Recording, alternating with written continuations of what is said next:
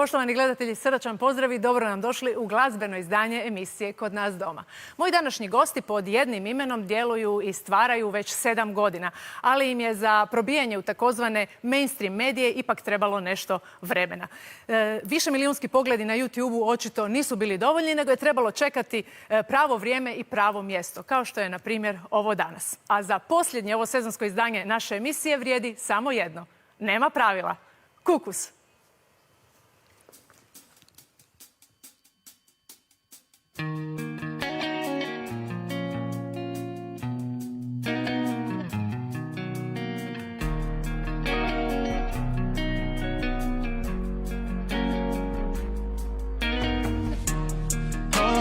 Gruba, nema pravila, nema ljubavi na ulicama, sada znam. Dao sve od sebe, ali gubim svaki dan. Postao sam lud i više nisam normalan. Ova igra gruba, nema pravila, ko da vrti se u krugu danima. Opet molim Boga, rekao sam mu spasi nas. Imam pare, nije sve u skupim stvarima. Nikad neće stati kada krene, je. Stati kada krene, je. A sve ostalo je iza mene, je. Ostalo je iza mene, je. Nikad neće stati kada krene, je. Stati kada krene, je. A sve ostalo je iza mene, je. Ostalo je iza mene, je. Nade za nas, ajde pronađi me jer izgubljen sam. Ti si moj anđeo, ja tvoj sam čuvar. Moje srce je ranjeno, tebi ga dam. Ne volim kada se svađamo, nemiran san je. A ja čekam te dalje, u vrtu kod badema. Kamno sad ove zvijezde vode nas. Uživo sam pjesku skroz do koljena. Zapeo na mjestu tu bez povrata. Karta u jednom smjeru nije povratna. Zbog tebe i vrata pakla otvaram. Al naša ljubav je od Boga, znam, Ova igra gruba, nema pravila, nema ljubavi na ulicama, sada znam. Dao sve od sebe, ali gubim svaki dan. Postao sam lud i više nisam normalan. Ova igra gruba, nema pravila, ko da vrti se u krugu danima. Opet molim Boga, rekao samo spasi nas. Imam para, nije sve u skupim stvarima. Ja sam uvijek htio samo ljubav, ali ipak ništa od toga. Zato sada živimo za bolje sutra, jer tebi nikad nije bilo dosta. Bili smo dream team, sada sam gotov s tim. Nisi više moja, sada odi s njim. Tebi je bolje bez mene, ja ti ne vjerujem. Onih ljetnih dana sjeti se. Ja sam došao sa ulice, došli smo dosta od ulice. Dao sam sve od sebe, kuda se je. I opet bi sve to ponovio, ali ono ljeto kad je donijelo mene i tebe izgorilo je. Ova igra gruba, nema pravila, nema ljubavi na ulicama, sada znam. Dao sve od sebe, ali gubim svaki dan. Postao sam lud i više nisam normalan.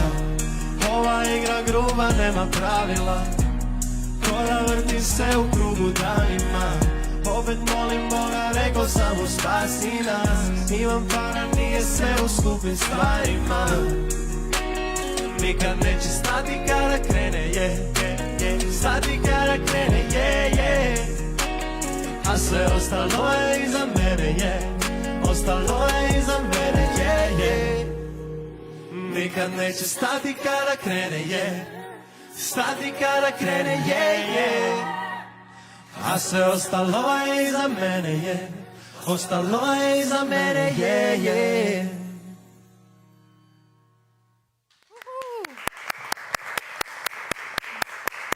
Bravo!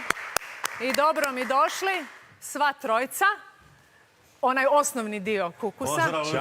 Hilson, Pusa, izvolite, Puse. Hilson Mandela, Iso Miki i Goca Rip, dobro mi došli. I ostavili smo dvojicu na pozornici, pa možda da ih To su spomenemo. Matko Bobić i Arijan Vojica, naši dobri prijatelji i suradnici. Eto. Naš dugogodišnji prijatelj i prije svega i suradnik, multiplatinasti producent Arijan Vujica, poznati kao Strepo Zut. Evo, I dovoljno naš je da ga Bobi je ljudi- virtuoz na gitari, eto. Da, i dovoljno je da ga ljudi googlaju i naš dragi prijatelj Matko Bobić, Bobis. Na gitari. Hvala i njima što su došli. Krenuli smo s pjesmom sa Zagrebačkog festivala, ni manje ni više. Festival, znaš, gdje su nastupali velike zvijezde hrvatske estrade, ali koje sviraju nekakve druge glazbene stilove. Čini mi se da ste, zahvaljujući suradnji sa Žažom, skužili da ima mjesta i za vas na nekim hrvatskim festivalima.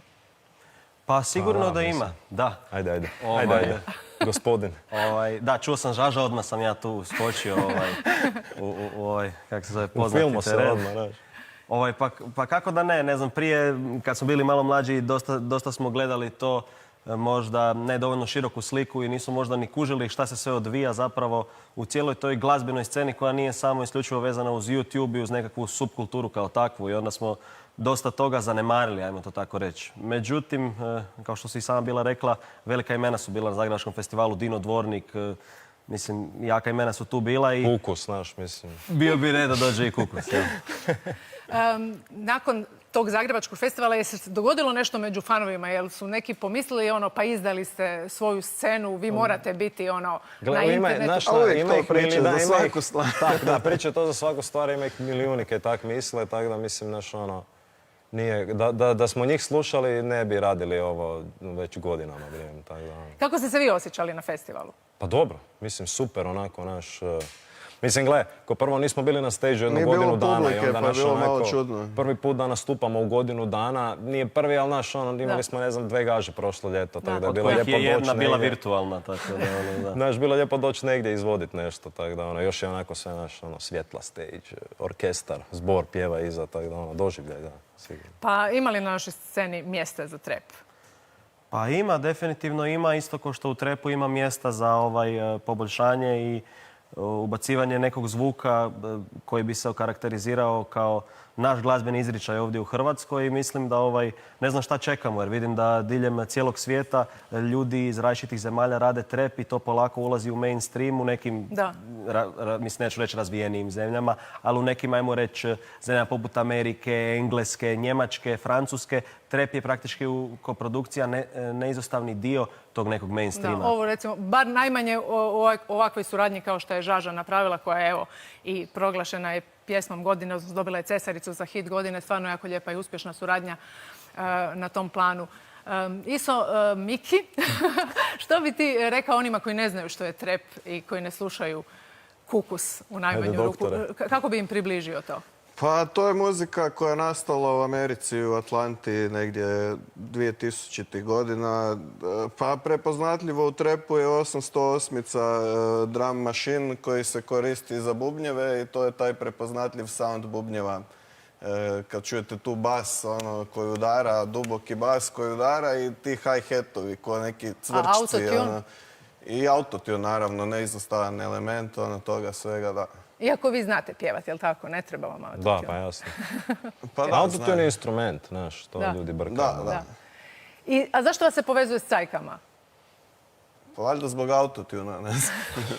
Ne znam. Ljudi čuju autotune i onda im je to automatski im baca na cajke. Da, mislim da u regiji dosta Nema je veze, show biznis jači nego u Hrvatskoj što se tiče hip-hopa i neki ljudi, kak se zove u regiji, rade taj zvuk koji su prozvali neki drugi ljudi trap folk, ajmo to tako reći, i oni koriste dosta autotune. Iako i hrpa tih ljudi koji su kao prozvali ko trap folkere i to zapravo ne rade trap folk, nego rade samo trap, ali na autotunu. I onda automatski bilo što ima ikakav melo, znači da iko pjeva išta, a da, kak se zove, ima autotune, on je automatski cajka. Ali onda pretpostavljam da je i Drake cajka i da je, kak se zove, Fetty Wap cajka i ne znam, Lil Baby i ne znam ko sve. Future i Young Thug, naravno, oni su... Pa da, pravilu, to su sve cajke. Da, sve cajke. Cajka do cajke.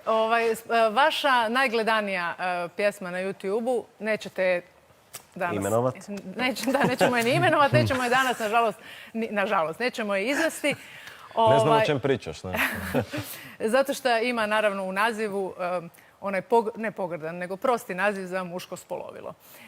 To samo za one koji ne znaju. Koliko mislite da je baš zbog te proste riječi u nazivu 15 milijuna pogleda ili je stvarno to dobra pjesma?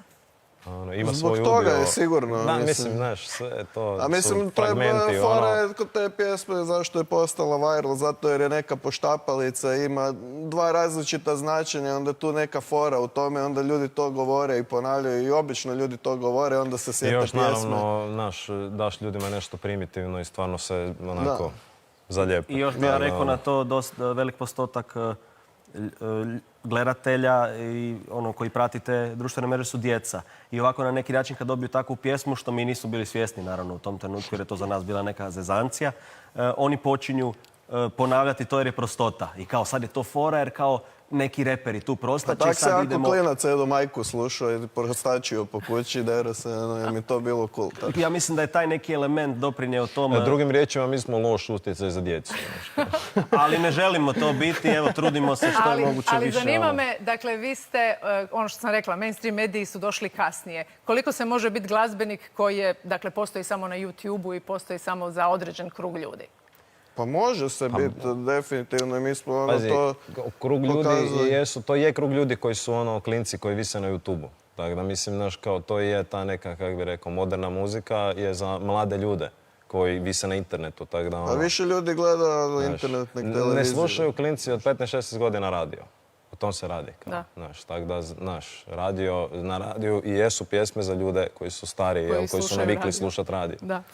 Čućemo sada novi singl, nedavno objavljen, jako dobro. Evo, nema u naslovu nikakvih spolnih organa, a ljudi slušaju i vrte se pogledi, što je super. Što nam možete reći još prije nego što je čujemo uživo? Pa evo možemo reći da nam je velika čast što smo surađivali sa Južnim vetrom. Za Dvojku smo napravili official soundtrack, novu pjesmu od Kukusa Sve ili ništa. Jako nam je drago što se Avramovski tu nama javio, redatelj toga filma. Da ga pozdravimo ovim putem. Ovim putem bi ga htjeli pozdraviti. To je ozbiljan projekt i jedan od najgledanijih filmova, ja mislim, uopće u povijesti kinematografije u ovoj regiji.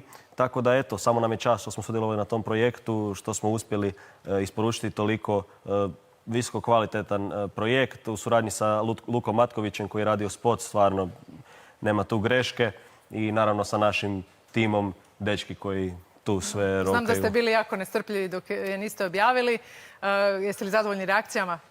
Pa da. Da. Jesmo, za jednu pravu rap stvar, baš bi je mi okarakterizirali kao trap stvar. Mislimo da generira dobre preglede. Ona nije rađena kao neki sad hit s nekom namjerom, kao neke ove pjesme koje Radili smo smo ono pričali. koji smo mi htjeli. Tako je. Znaš. Meni se jako sviđa, ako vam to išta znači, ajmo je čuti uživo. u Ajde, našoj idemo. emisiji. Izvolite. Ajmo.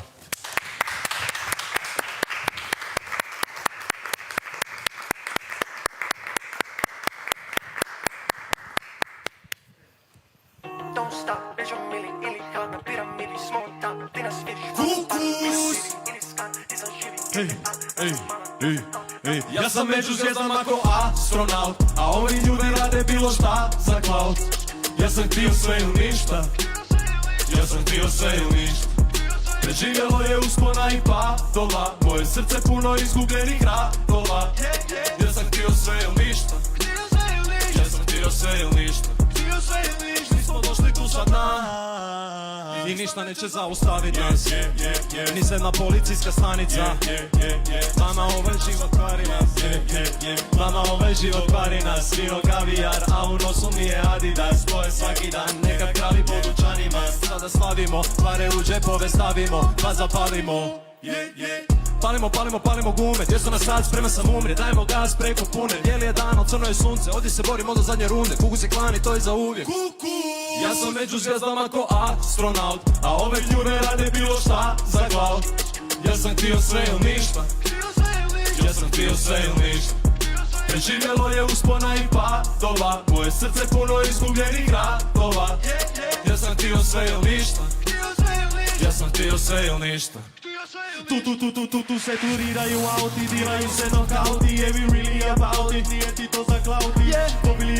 Dobili emo, krenuli dodjetali, to je moj kek.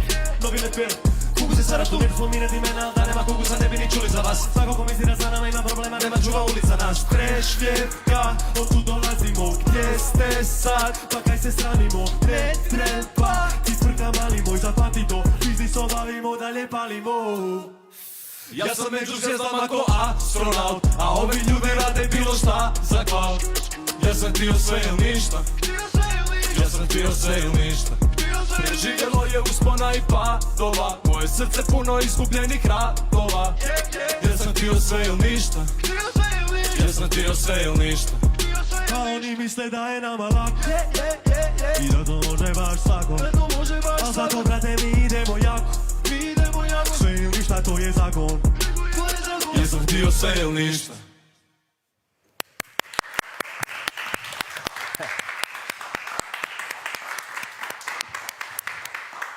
Jeste ovo prvi put uživo izveli? Ova stvar, da. Da. Je. A ovo je Evo, prvi put premijera. uživo. Mogli su ljudi čut malo da nismo najspremniji, izašla je pjesma prije evo 10-ak dana, tako da ne zamjere šta. Da. Super je. Koliko se družite s ostatkom hrvatske scene, evo bar ne znam da imali ste nekoga možda prilike upoznati na Zagrebačkom festivalu, ali inače koliko se družite ili to druženje ipak vezano samo za vaše glazbene istomišljenike? Pa kak da ti odgovorimo na ovo? Iskreno. Mislim, znaš, kao šta ja znam, uglavnom se družimo sa svojim ljudima koje znamo već godinama i to su sve ovi naši momci, lijepi dečki i cure. Nego, šta ja znam, znaš, uglavnom mi to, ne znam, svi u studiju koji se družimo smo, isto, kao što ti kažeš, istomišljenici i zajedno radimo već godinama. Sad, znaš, radimo mi sa svakakvima, ali nije da se baš družimo s njima. Da. Jedan od vaših prijatelja, glazbeni istomišljenik je moj sljedeći gost, to je Dorijan Brezak Dipsi. Hej! Izvoli. Sad ću reći šta mi je Hilje rekao. Moramo imati jednog pravog prijatelja u emisiji. I to si ti. Drago mi je da sam to ja. Pa daj mi, molim te, objasni što to znači biti pravi prijatelj. Što to znači? Mislim, u U mom ovom slučaju. U mom slučaju to je sve onako neka povezanost preko glazbe. Naša ljubav prema stvaranju glazbe nas je ujedinila, tako da eto. Već dugi niz godina. Jedna lijepa priča, znaš. Jedna lijepa priča. A dobro, kad se i gleda na YouTube-u, naravno ispod vaših svih spotova, to se ponavljaju imena, to su uvijek tjesne suradnje. Pa da, ostaje u familiji sve, ne? Što to znači da kad napišeš pjesmu zoveš prvo koga? Pa ne, to nije tako. To znači da mi svi zajedno... radite pjesmu. Svi smo zajedno u studiju svaki dan i onda neko nešto napravi, neko se nadoveže i onda dobiješ spoj uvijek. Svašta nastaje. Isti, ali drugačiji, znaš kao. Da. Ti imaš isto svoj bend. Da, imam svoj bend pod imenom Buntaj i oni su isto kao ja, pravi prijatelji. Tako da, eto. Još do Zagrebačkog festivala niste došli, ali razmišljate i o takvim Pa stvarima? mislim da ja bih osobno rado to volio doći tamo i vjerujem da je moje kolege isto, tako da možda jednog dana, eto, i nas gledate na Zagrebačkom Kako si festivalu. reagirao kad si njih vidio i kad si čuo da su prošli? I nagradu ste osvojili? Jel da? Pa bio sam u backstage-u, kaj ne? Pa da, ja sam bio tamo iza, navijao kao pravi prijatelj. Tako da, to je to. To je to, dakle, otvaraju se vrata i treperima. Kada radite zajedno, kako to izgleda? Koliko ima, znaš, kritike, koliko se toga uništi i baci u smeće? Ovisi kako je To me dan. boli, nemoj me to pitat, znaš. Ajde. Možda ljudi to ne percipiraju tako, ali oko glazbe i pogotovo u studiju veliki smo perfekcionisti, to zna i Arjan isto to, i Miki i Arjan zapravo to znaju najbolje, a i oni su isto takvi. Tako da dosta se toga baci i dosta toga uopće zaboravimo da smo napravili, pa se onda to ko neki draft opet vadi. I uglavnom svi radimo na takav način da uvažavamo tuđa mišljenja i kada neko kaže bio on producent ili ne, ili bio on u tom trenutku reper ili ne, ili izvođač, šta god, uvažavamo svako mišljenje i trudimo se da finalna, znači, pjesma bude što bolja i onako svi tu izlaze malo van svoje komfort zone u svrhu boljitka glazbe koju radimo. Uf, kako je on to lijepo objasnio, skoro sam zaspala. Imaš i ugodan glas, da. A zašto si rekao da to ne spominjem? Znači, tvoje se ideje najmanje uvažavaju ili? Kad sam to rekao? Malo prije. Sve, već si zaboravio. Dobro. Zanimljivo je da imate obojica imate solističke karijere, pored Kukusa. Zašto? A niste se baš nešto previše odmakli ili ja to krivo vidim? Mislim, zato što je ideja bila da napravimo neke solo projekte, da to ne bude proizvod toga što smo se rastali, razumiješ? Jer kao ono, zašto bi moralo doći do toga da svako od nas napravi neki solo projekt, jel? To nema smisla. Da, dosta bendova se onako imaju neke probleme i nesuglasice i onda sad oni naprave svako svoj solo album i onda se gleda uspjeh jednog solo albuma i gleda se uspjeh drugog solo albuma, praktički 2 solo izvođača, a oni su zapravo došli iz istoga.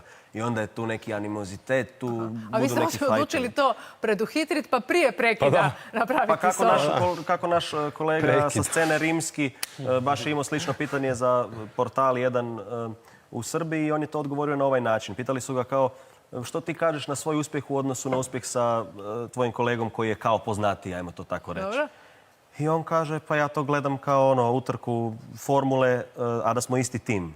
I znači vozimo praktički 2 formule i nije bitno ko dođe do cilja jer praktički za isti tim igramo. Tako da ja mislim da Goca to isto tako gleda i Miki i svi koji su dio tima i mi praktički gledamo sve kao... Što je posebno u tvojoj solističkoj priči?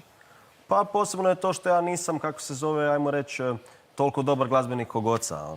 On je bolji glazbenik, ali ja se više to nekako trudim i tako nešto. On inače, isto što ljudi ne bi rekli, ima apsolutni sluh i dosta je, kako se zove, angažiran oko svoje glazbe. Nemojte me snimati. I ja dosta nekako uvijek pratim trendove i dosta gledam što se dešava. I premda imam taj neki svoj svijet koji je nevezan i trendove i sve, ja volim biti u toku sa svim dešavanjima, a mislim da Goca uvijek fura nekako svoj film i to je ono... I to je točno kad radimo onda kao Kukus opet zajedno što nas čini i toliko jakim jer nekako to se sve onda počne spajati kako treba. Nadopunjavamo se. Htjela sam te pitat za tvoju solo karijeru jer ćemo sad čuti tvoju zapravo pjesmu, ali on je sve odgovorio. Tako da Goca ne trebaš ništa reći, nego se vratite na pozornicu u suradnji. Zapravo ovaj put ćeš mu... Ja ću vas potpisati kao Goca Rip i Kukus. Može? Može. Tako ću vas potpisati. To je jedna suradnja, to je tvoja pjesma. Izvolite. Ajde. Hvala.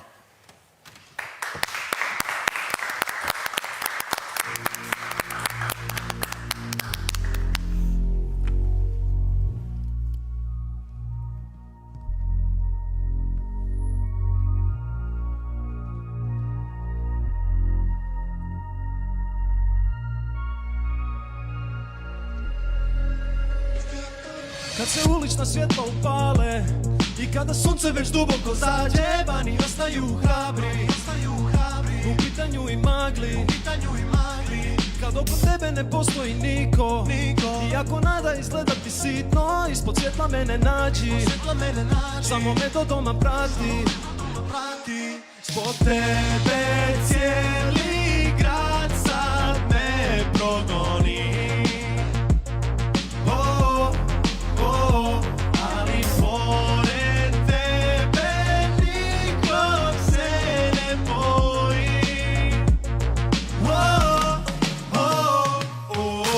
Ajde sa mnom, samo pobjegni, život pod reflektorima ne u sjeni. Ajde sa mnom, samo pobjegni, ako se izgubiš kreni prema meni. Ajde sa mnom, samo pobjegni, život pod reflektorima ne u sjeni. Ajde sa mnom, samo pobjegni, ako se izgubiš kreni prema meni. U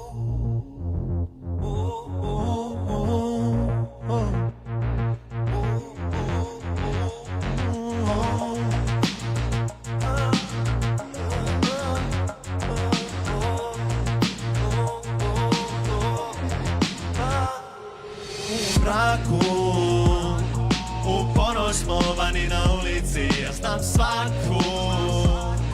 I ponovno smo se izgubili, a sad stani i reci mi na kojoj si zapravo strani, jer samo protiv tebe se ne mogu obraniti. Zbog tebe cijeli grad sad me progoni. Ali pored tebe nikog se ne boji.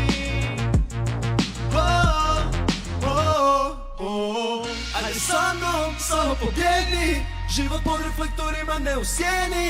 Ajde sa mnom, samo pobjegni, ako se izgubiš kreni prema meni.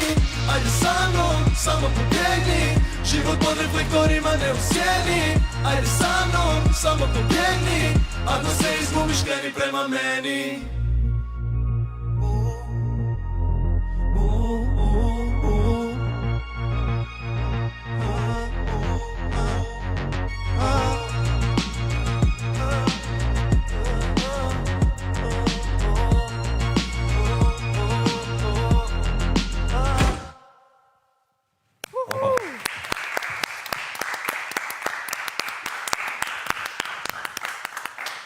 Hvala. Opa. Pažljivo. Možda zato što imaš sunčane, ali dobro. Pa ne vidiš sve, ali dobro. Jednako ovako niš ne vidim.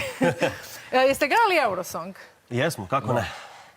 Jel vam se sviđaju Italijani koji su pobjedili? Måneskin. Su to oni rock band neki ovako nešto. Da. Pa okej su mi, da, šta ja znam. Ne znam, znaš kao, ništa od toga nije baš moj džir. Pa Iskreno, da ti velim. osobno ja mislim da su Ukrajinci bili možda čak... A Ukrajinci i Italijani su bili definitivno stavili su Dobro je nešto... bila ona Rusija sa onim momentom njihovim, to je bilo Babuška i super, to, da. ali nije mi se svidio onaj rap dio, ko bi rekao, ali nije mi se to svidjelo, jel? Da, ma bila je tu i ovaj, kako se zove, onaj El Diablo isto bio, svašta je tu bilo. Ali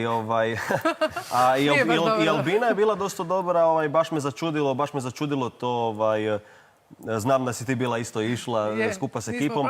I iskreno začudilo me to jer smatram da ima tu sigurno pa 4 izvođača koji pola te liste komotno je mogla Albina biti ispred svih njih i to je malo Evo, sad začudilo. nisam mislila o Albini pričati, ali prvi put u povijesti se dogodilo da pjesma koja je bila u top 10 od publike i top 10 od žirija nije prošla, jer je neka skupila jako puno. I plus odlični komentari, prvi put se dogodilo da je cijela Hrvatska stala iza Albine i prije nego što je išla i nakon što je išla, ja to nisam vidio inače za pjesme kod Eurosonga, ali evo svaka čast cijelom timu koji je radio oko svega i naravno Albini koja je to iznijela na kraju dana. A htjela sam vas zapravo pitati o stilu, jer su Italijani imaju svoj izgrađen stil, oni su rock band koji postoje već nekoliko godina, pjevač lakira nokte isto ko ti, jesi vidio to? Bravo za njega. Odmah mi je friend. Pravi prijatelj. Pravi prijatelj. Oni imaju taj nekakav glam rock style odjevanja, nešto rock 70-ih. Postoji li kod vas nekakva formula odjevanja? Nešto po čemu se prepoznajete? Pa oni su cool, ja nekak sam uvijek u nekom... Ne znam, nije kod nas... Da ti se danas obukao, onako, ko da ideš u školu.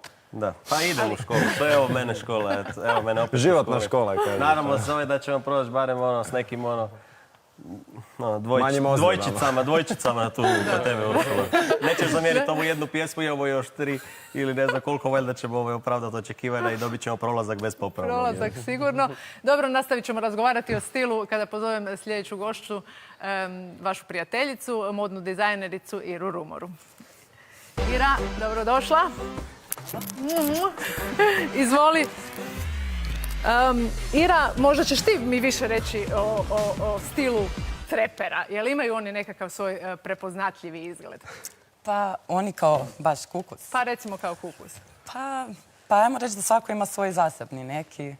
Goca fura više ovako malo emo alt punk roka. Moram napomenuti da ovo Irin Šeširić, to mi je ona napravila. Istina je. A Hilja je malo više onako old schoolara, ja bih rekla. Tako da... A kao scena? A kao scena, pa rekla bi da isto tako nekako miješano. Sada se više nekako ovlače taj alternativni dio, svi nose majice s bendovima i to je isto dosta popularno. Tako da više se to nekako sve miješa danas, rekla bi. Ti se baviš modnim dizajnom, kao što sam rekla. Imaš svoju marku, odnosno fokusirana si više baš na šivanje po mjeri, dakle na nekakvu sad ne dobro. Evo, meni je isto teško. Evo super. Osobni pristup, ajmo tako. Personalized clothing. Može, da. Odlično nam ide. Pa ja volim da je to nekako spoj između mene i kupca, klijenta, nekako da je to sve neka igra, nekakva ekspresija, da se to onako malo zeza. Tako da sa svakim, ajmo reći, kupcem imam nekakav drugačiji odjevni predmet ili teško mi se nekako, ajmo reći, staviti pod jednu ciljnu publiku jer bi svašta i radila. Tako da tako nekako. A otkud ti u ovoj priči? Kako se poznaješ? Radiš uglavnom za žene? Nisam Pa- znala da Šeširić, evo, dobro, to je vjerojatno unisex, jel da? To je ženski. Otkud ti s njima u priči i, dakle, kako je to vaše prijateljstvo počelo? Pa joj, pa zapravo možda sa Mikijem, s njim sam još u srednjoj sjedila u klupi, tako da tu smo se mi upoznali, pa onda smo se krenuli družiti sa Gocom, pa se cijela ekipa tako nekako povezala, pa eto, onako, odavno se mi znamo i družimo. A kad smo već kod srednjih škola, vas dvojica ste išli zajedno u vrtić. Da. Ma joj, nemojte me podsjećati, stalno ga gledam po cijele dane, po cijele godine. Evo i koronavirus je došao, pandemija je još uvijek ga znam.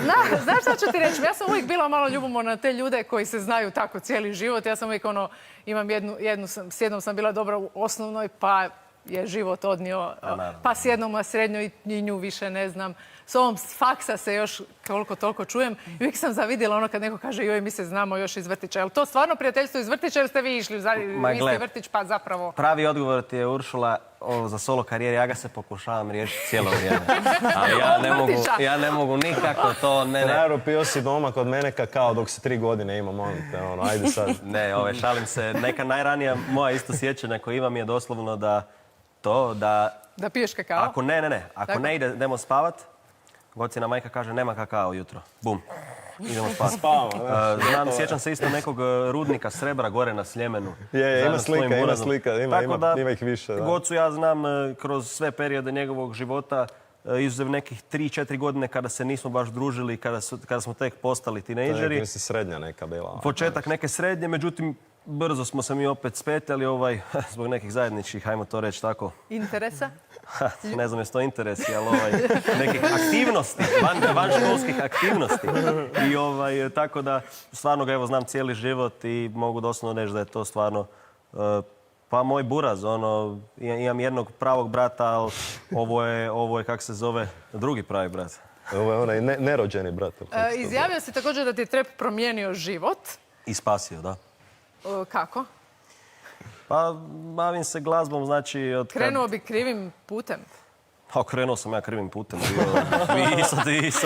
I sa tom glazbom da se mi razumijemo. Još si na krivom...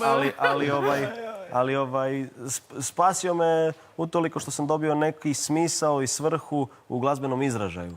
Dugo sam radio glazbu i dugo nije bilo nikakvog pomaka u vidu ikakve reakcije.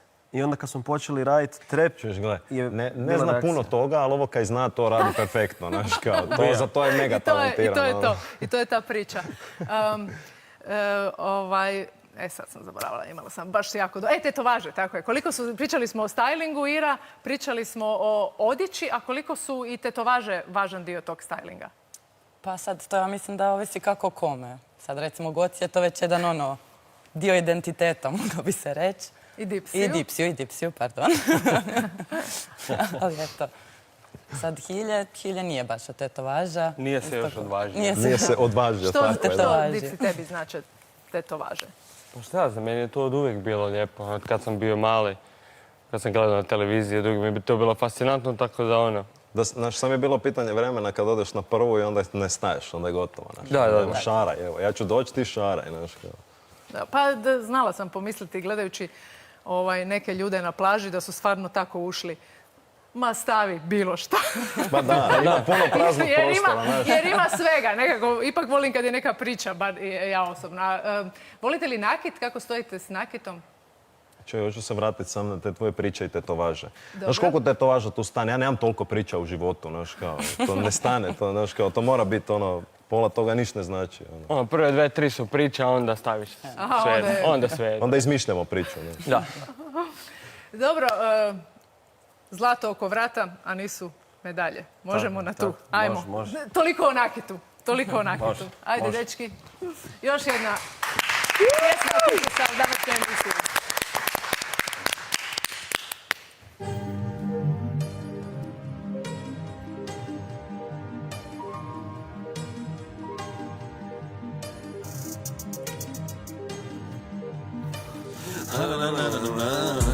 Zlato oko vrata, al nisu medalje. Držim rekord u štafeti s 4 baklje. Trčim ko Usain Bolt kad me svinje traže. Po pisu nas htjeli sušit kod garaže.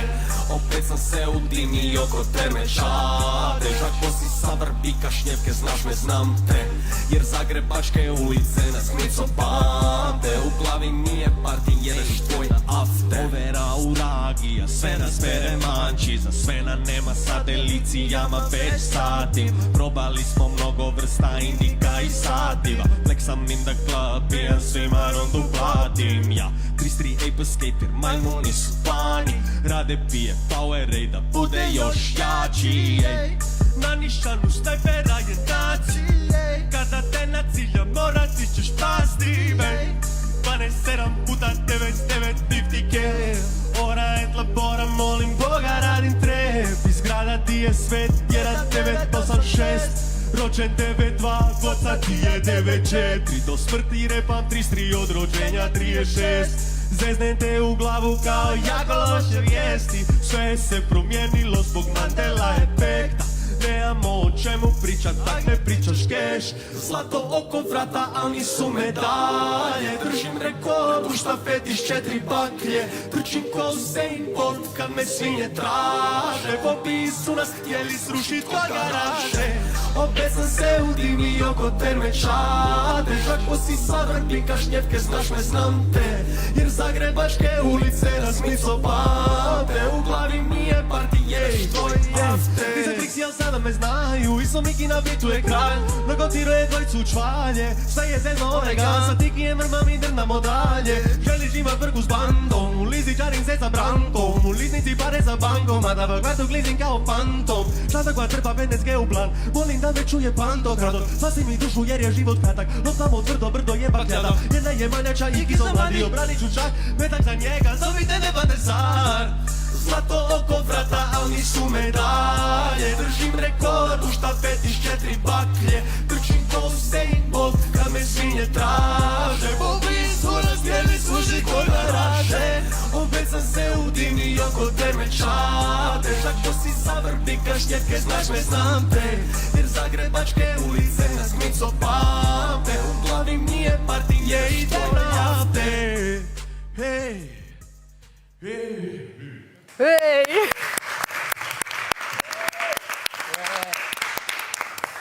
Pričali smo o nakitu, o tetovažama, a o YouTube-u i moram vas pitati koliko igrate igrice i koliko je to dio vaše rutine životne. Pa evo, znači, Lejka i to. puno prije više nego sada. Definitivno sam bio igrao igrice, onda sam shvatio da je ovaj život dosta igriv i onda sam odlučio se maknuti od ekrana, evo, i sada ne toliko. Međutim, naravno, u našim tekstovima ima dosta referenci na igrice i na različite igrice od onih Pokemona, Yu-Gi-Oh, Digimona, pa sve do, nekih kompjuterskih igara, igrica na konzoli, tako da to je isto na neki način neodvojiv dio od tekstova u repu. U repu. Moj sljedeći gost, također još jedan vaš prijatelj, on je profesionalni gejmer, Eroktik. Nisam slomila jezik, uspjela sam reći izvoli. Profesionalni gejmer, dakle živiš od igranja igrica, kako super, ali nije to tako došlo tek preko noći, jel da? Pa normalno da nije. A mislim, da, cijeli život ja igram igrice, tak da ono. Prije bi skužio da nema interneta nego kisika, tak da ono, ne. Stvarno uvijek sam na kompjuteru, ne, tak da.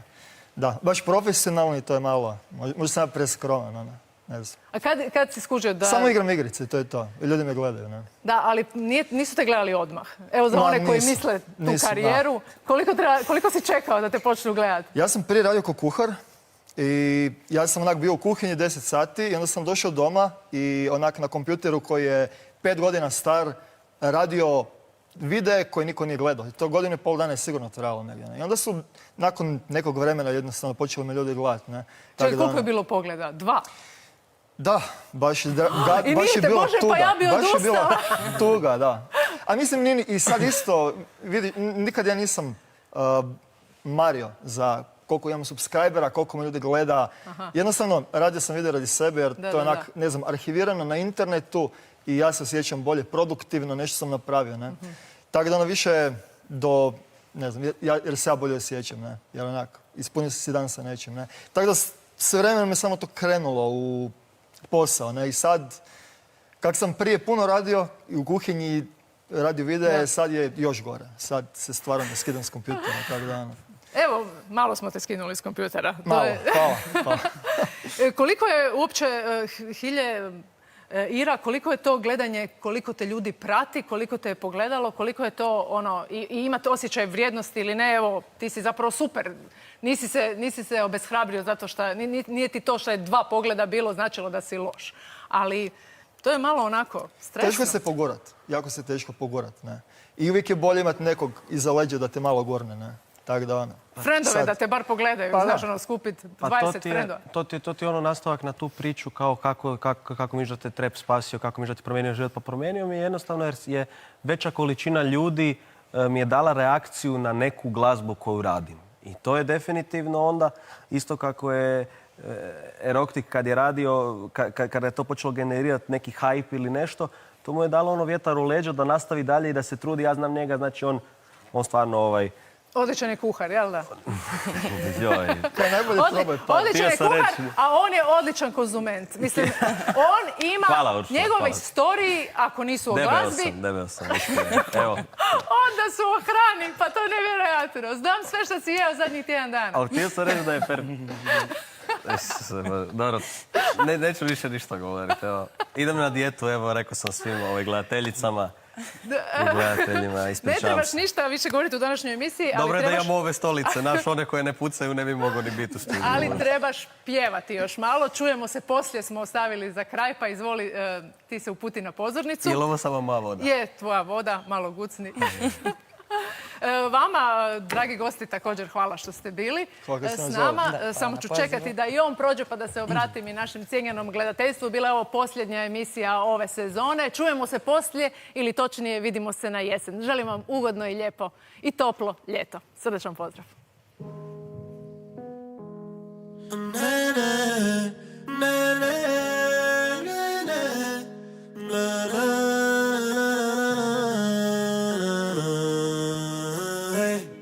Mala, čujemo se poslije, jer novac sada zove me.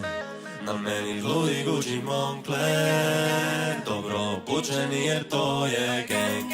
Moje vrijeme vrijedi kao Rolex, mala, tvoj sam ja do pola pek, ali vidimo se poslije, jer novac opet zove me. Bacamo na ljude, nek se tresu bulje, sa šljevku nek se čuje, moje srce tuje, momotamo te mumije, krvave su ruke, živim, trošim prljav keš, niko ne razumije.